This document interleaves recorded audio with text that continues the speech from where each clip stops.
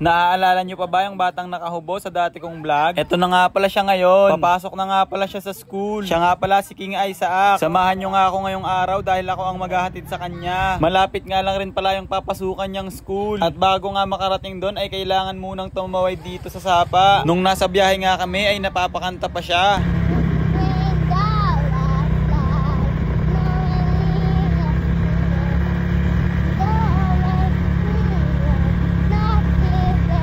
Maya-maya nga ay nakarating na rin kami rito sa papasukan niyang school. Dito nga lang pala yan sa likod ng munting simbahan sa amin. Naabutan pa nga namin dito sila Ivan na may ginagawa. Alam mo na kung saan ka pupunta? Halatang excited na nga rito pumasok si Isaac ng school dahil alam niya na kung saan siya pupunta. Pagdating niya nga ng daycare ay wala pa siyang mga kaklase. At si Ma'am Inday pa lang ang tao. Dito nga pala nakapwesto yung munting daycare sa lugar namin. Maya-maya nga lang ay may dumating na rin na kaklase niya. Dito nga pala pumapasok yung maliliit na bata sa lugar namin. At hinuhubad nga pala nila yung sapatos nila bago pumasok. Bundok nga pala dito sa amin kaya maputik.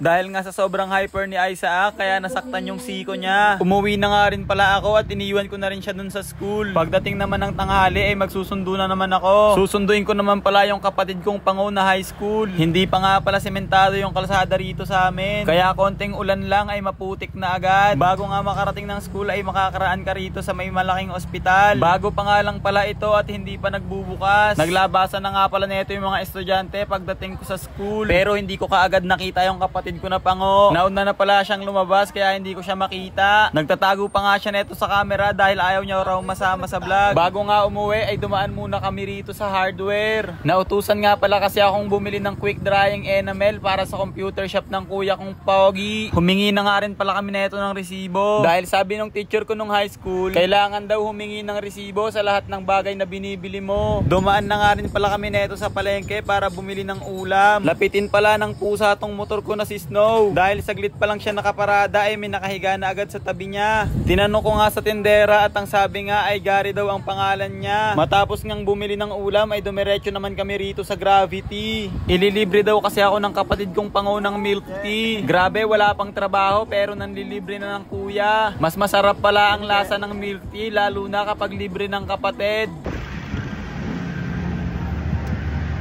Sarap naman ang libre mo, be. Sana araw-araw ganito. Nang makabili na nga kami ng gusto niya umuwi na rin agad kami. Akala ko ayaw mapasama sa vlog pero dumidila-dila pa. Pagka uwi nga ng bahay ay naabutan namin si Palek at yung kapatid kong isa pa na gumagawa ng computer shop. Konti na nga lang pala yung gagawin dito at patapos na. Sa mga estudyante na Tagalaan, pwede kayo ritong gumawa ng mga project nyo. Ganito nga pala itsura niya sa loob. Maliit lang pero kasya yung 5 unit. Computer na nga lang pala kulang neto at pwede nang mag-open. I done this course, guys. Tingin. Nakauwi na nga rin pala neto yung pamangkin ko na si King Isaac. Yun lang guys. Salamat sa panonood.